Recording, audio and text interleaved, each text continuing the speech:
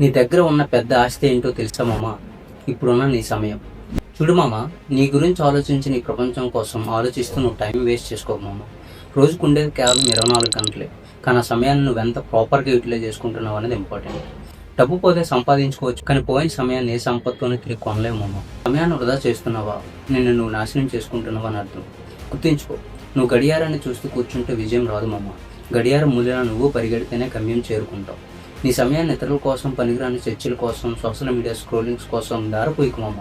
నీకున్న కళలను నిజం చేసుకోవడానికి ఇచ్చేయి. గతాన్ని ఎలాగా మార్చలేమమ్మా, కనీసం ఈరోజు నీకున్న టైంని ప్రాపర్గా యూటిలైజ్ చేసుకొని నీ ఫ్యూచర్ని మార్చుకో. సమయాన్ని వృధా చేసావా, నీ జీవితాన్ని నువ్వే చేతులారా పోగొట్టుకుని వాడు అవుతావు మామ. గుర్తుపెట్టుకో, ఈరోజు నువ్వు వేసే చిన్న చిన్న వాయిదాలే రేపు నిన్ను బాధ పెట్టేలా చేస్తాయి. కానీ అదే సమయం నీ లక్ష్యం మీద పెడితే జీవితం మారుతుంది మామ. నీ టైంని నువ్వే కంట్రోల్ చేయలేకపోతే నీ టైంని ఇతరులు వాడుకునే టైం వస్తుంది. అప్పుడు నీ టైం అయిపోతుంది మామ. Time is the real currency మామ. Time is the life. Use it wisely. నీ సమయాన్ని యూటిలైజ్ చేసుకో. ఒకసారి ఆలోచించు, నువ్వంటే ఏంటో తెలుసుకో.